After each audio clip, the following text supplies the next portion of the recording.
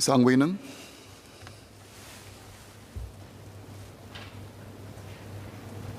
Next PQ.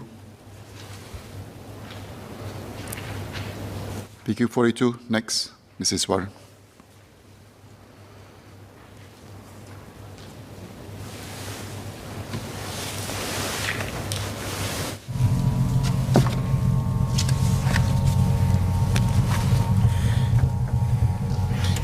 Mr. Speaker, may I have your indulgence? My reply will take a little bit longer than the allotted time. Mr.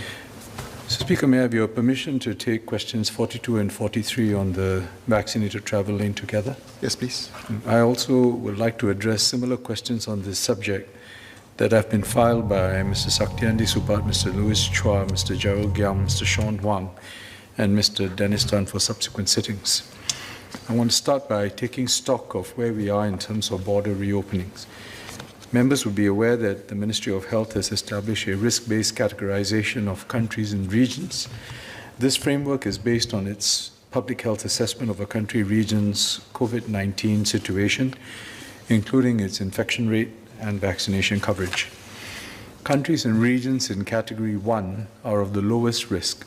Currently, this includes mainland China, Hong Kong, Macau, and Taiwan. These are countries and regions which continue to adopt a zero COVID approach and which therefore continue to have very low COVID-19 incidence rates. To Mr. Ang's question, we have already opened our borders to all travelers from these countries unilaterally. They can enter Singapore quarantine-free and need only undergo an on-arrival PCR test. To Mr. Gerald Giam's question, we do not require the visitors who arrive from these Category 1 countries and regions to be vaccinated. Countries and regions in Cat 2 are of a similar incidence rate to Singapore or lower. Since the 8th of September 2020, we have opened to vaccinated travelers from some of these countries in a cautious and calibrated manner through the vaccinated travel lanes. We started the VTL scheme with 2 countries, namely Brunei, Dar es Salaam, and Germany, and have since extended it to 8 others. We have also announced the commencement of VTLs with Australia and Switzerland from the 8th of November, and with the Republic of Korea on the 15th of November.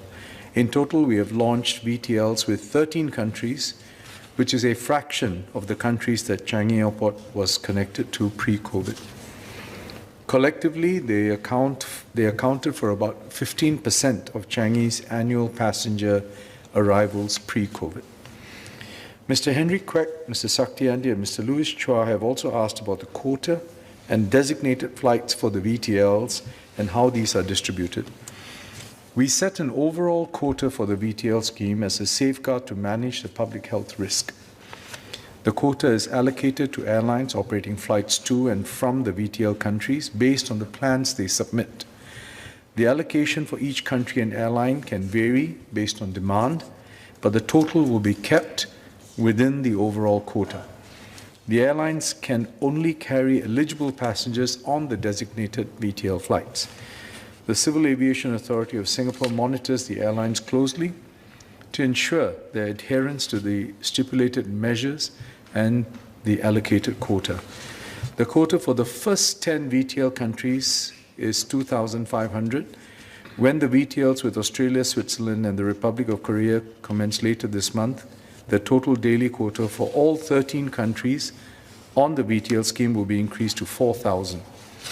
This is about 5% of the total daily arrivals at Changi pre-COVID.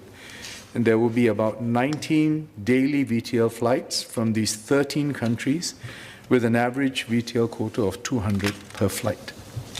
We will monitor the incidence rate and the proportion of imported cases closely, review the demand before deciding on any further increases in the quota. Mr. Ang, Mr. Sean Huang, and Mr. Dennis Tan have asked about our plans to extend the VTLs to more countries and our criteria for doing so.